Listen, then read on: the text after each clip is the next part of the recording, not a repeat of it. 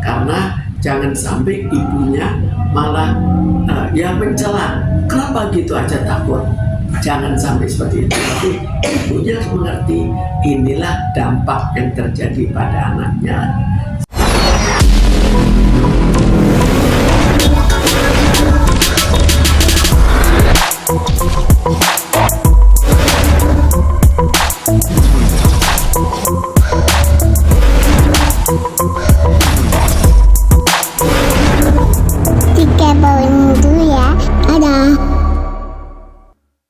Sekarang kita lihat, kalau seseorang melaporkan, dia juga berpikir apakah laporannya akan ditanggapi, lalu bagaimana kesan masyarakat luar kok dia ada KDRT. Jadi itu kan, dan belum tentu dia akan menceraikan suaminya, tapi namanya sudah jelek, nama suaminya, dan mungkin suami itu akan lebih keras.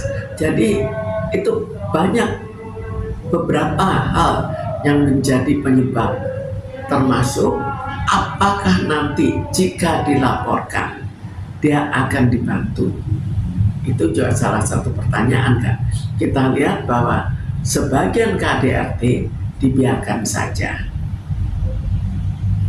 Bu, tapi kalau untuk kasus Cut Intan Nabila ini sendiri, dia kan saat ini lagi dalam tahap masa pemulihan juga akibat trauma yang dia dapatkan itu.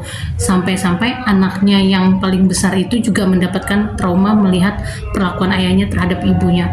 Biasanya untuk pemulihan anak sendiri ini, anaknya yang paling utama ini, bagaimana sih Bu tahap untuk memulihkan dia bisa ceria lagi dan aktif lagi gitu?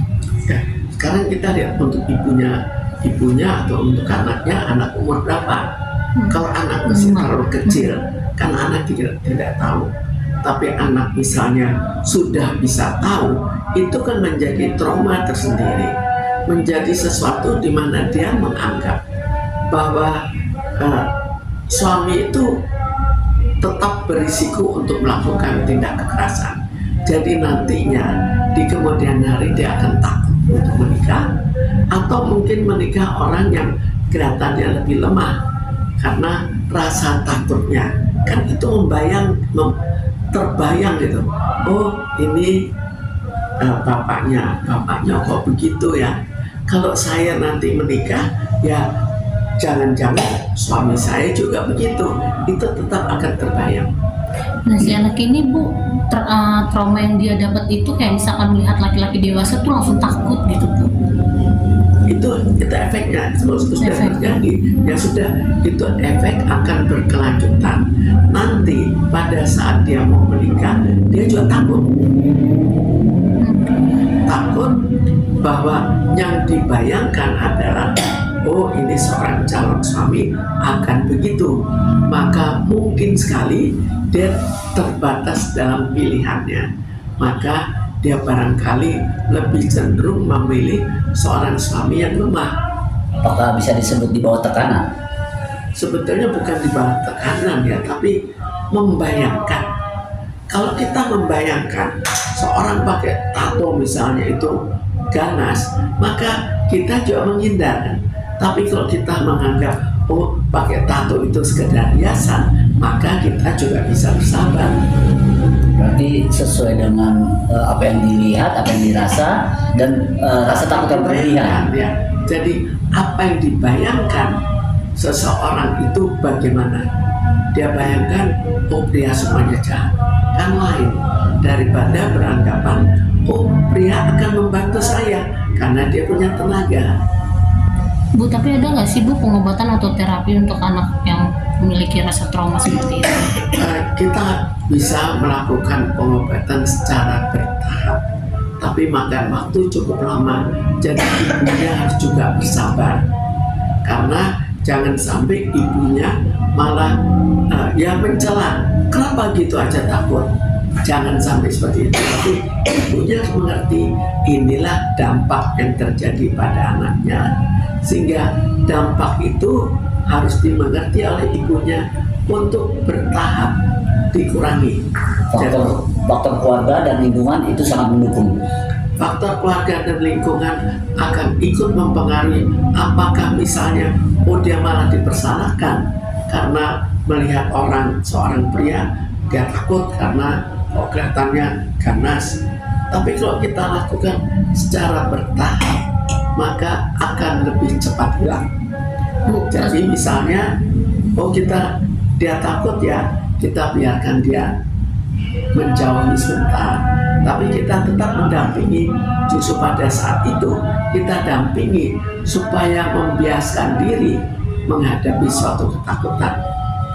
Bu, untuk perselingkuhan atau KDRT sendiri biasanya untuk si artis dan si selebgram dan pasangannya ini kan dia kategorinya kan tajir kaya, dan istrinya ini kalau kata netizen spek bidadari gitu Bu. Biasanya si laki-laki apa sih Bu yang menimbulkan dia punya hasrat untuk berselingkuh lagi, sedangkan kekayaan dan punya istri yang cantik sudah didapat gitu Bu. Ditambah lagi kemarin saat rilis di kepolisian, si laki-laki itu beralasan karena dia nonton film porno jadi dia kasar. Ya, sebetulnya untuk melakukan perselingkuhan itu alasannya macam-macam. Kan kita jangan melihat dari kecantikan perempuan atau melihat dari kekayaan yang laki, tapi kita lihat, awalnya kita senang sekali, wah cantik, dengan hasrat sekali dia mendekati istrinya. Tapi lama-lama ini kan mungkin saja terjadi kebosanan dan akhirnya ingin istri yang ramah, mungkin ingin istri yang meladeni atau pandai berbicara atau apakah keinginan orang itu tidak satu kemudian bertahan seumur hidup, kan bukan begitu, tapi bisa berubah, bisa ya tiba-tiba menemui suatu kesenangan yang berbeda. Bu, kalau untuk dari pihak orang tua si laki-laki dikabarkan sebenarnya saat terjadi cekcok dan keributan itu orang tua si laki-laki mengetahui, tapi saat udah si anaknya tertangkap, si ibunya yang laki-laki ini meminta ke menantunya lah ya Bu untuk men-take down video. Berarti si ibunya ini kan tahu ya Bu perilaku jelek anaknya gitu. Terus ibunya dengan bersikap kayak gitu punya kepribadian yang lain juga nggak sih Bu? Sebetulnya sangat mungkin. Kalau kita lihat ya, dia apalagi sudah 5 kali, kita lihat kekerasan yang dilakukan. Kalau kekerasan yang dilakukan cukup berat, maka itu umumnya bukan pertama kali. Karena pertama kali orang masih ada rasa takut, tapi kalau sudah terbiasa, rasa takut itu sudah hilang. Jadi barangkali suaminya itu, atau diduga kemungkinan besar suaminya itu memang sebelumnya cukup kasar, bukan terhadap istri saja, tapi juga di lingkungannya. Kita lihat juga dia berada di lingkungan yang cukup sering berkelahi, maka hal itu bagi dirinya suatu hal yang wajar. Dan sebagai seorang ibu itu ya terkadang walaupun anaknya itu kasar, dia tetap melindungi anaknya.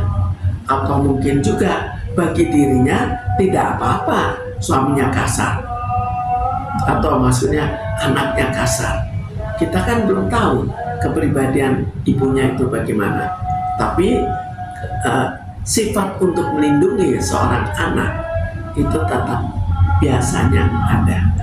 Seseorang diketahui temperamen itu biasanya timbul sifat seperti itu setelah menikah atau dari sebelumnya. Dari kecil seringkali ada tanda-tanda, tapi nantinya juga akan tumbuh kembali, terutama pada masa remaja, kemudian berlanjut lagi pada saat menikah dengan KDRT-nya.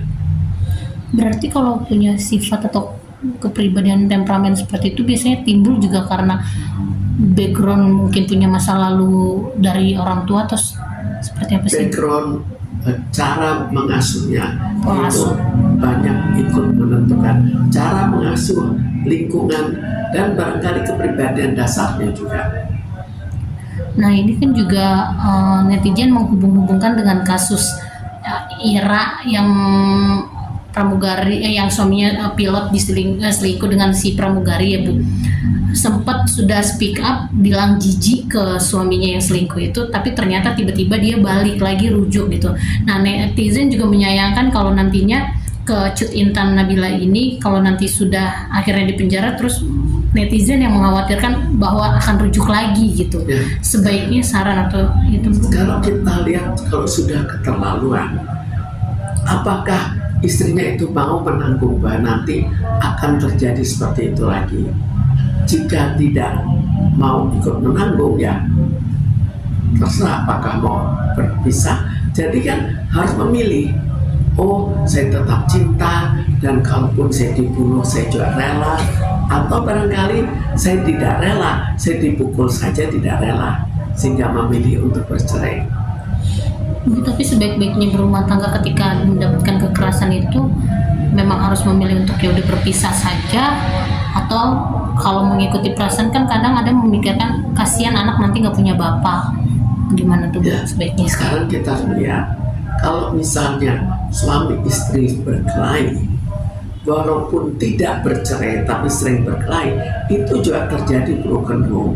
Jadi jangan dikira bahwa broken home betul-betul berpisah baru terjadi, tapi sering berkelahi di depan anak itu sudah akan menimbulkan suatu keadaan broken home.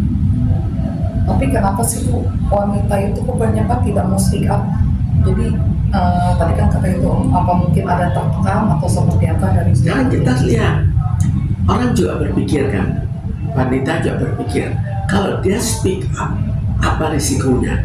Apakah akan dipukul lebih parah lagi? Apa akan bercerai dan pada saat itu tidak mau bercerai? Atau apa? Kalau misalnya lapor polisi, apakah akan ditanggapi? Jadi semua itu jadi pertimbangan terhadap apakah dia akan speak up, apakah dia akan lapor polisi, atau apa yang akan dilakukan, atau menerima saja dan mencoba menyadarkan suaminya. Tapi apa sih pemicu laki-laki melakukan kekerasan fisik terhadap istrinya sendiri? Padahal dia kan dilahirkan dari seorang wanita nih Bu. Sekarang kan kita melihat kekerasan itu, jangan melihat bahwa kalau dilahirkan dari seorang wanita maka dia akan baik terhadap wanita, tapi dia belum tentu dia sayang pada ibunya, kan nggak tahu juga. Jadi banyak pertimbangan yang membuat orang itu keras, bukan sekedar pertimbangan ibunya saja. Tapi itu termasuk gangguan kepribadian nggak sih Bu, yang suka? Ya jelas kepribadian tidak matang ya sampai begitu. Jadi mestinya kalau dia dididik dengan baik maka tidak terjadi seperti itu. Sekarang menjadi tanda tanya, ada apa pada saat dia masih kecil jadi seperti itu, karena apa? Apakah bapaknya juga keras? Gak tahu juga. Tapi kalau kayak kasusnya Cut Intan ini, pas suaminya kemarin ketangkap juga kan dia malah tersenyum gitu Bu, sempat memberikan senyuman. Perlu juga nggak sih Bu tes kejiwaan Dari yang pria? dari yang pria? Karena pas ketangkap di salah satu hotel niatnya kabur, dia malah masih bisa santai dan Barangkali bagi dia itu ya ada kesenangan juga untuk memukul, gak tahu juga. Jadi kita meneliti secara lebih jauh, ada apa di balik semua ini? Apakah dia sebetulnya senang puas kalau memukul? Kan nggak tahu juga. Jadi kita tidak bisa melihat hanya dari fakta bahwa dia memukul. Itu hanya satu fakta, tapi lihat lagi bagaimana latar belakangnya. Mungkin terakhir Bu, ada pesan atau saran gak sih Bu untuk wanita yang sudah berumah tangga untuk berani speak up, karena masih banyak Bu mereka menahan untuk speak up, ujungnya speak upnya setelah babak belur. Ya, memang sebaiknya kita menganggap baiknya begitu. Tapi sekarang kalau terjadi speak up, konsekuensinya apa? Bagaimana kalau nanti suaminya lebih keras lagi? Bagaimana kalau suaminya lebih keras, kemudian dia minta perlindungan dari siapa? Apakah sekarang perlindungan dari aparat itu memang betul-betul kuat?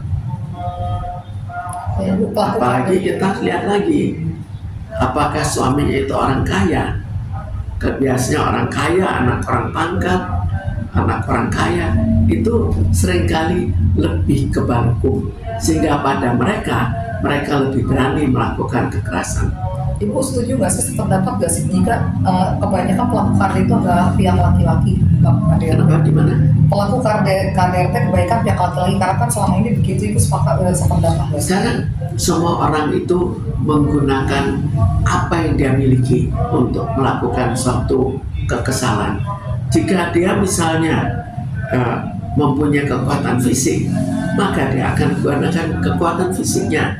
Tapi seandainya justru istrinya yang kekuatan fisik, istrinya misalnya seorang petinju, maka istrinya akan memukul suaminya. Tapi lebih sering istrinya itu mempunyai kemampuan untuk cerewet, maka dia akan mencereweti suaminya atau ya menyindir suaminya. Jadi sesuai dengan kemampuan masing-masing. Kita kan bukan membalas, oh ya saya benci, tapi saya lemah, saya tetap gunakan fisik. Enggak. Saya lemah, tapi saya punya kekuatan apa? Saya punya kekuatan mengancam, ya kita ancam. Punya kekuatan dari orang tuanya, maka orang tuanya diminta membantu.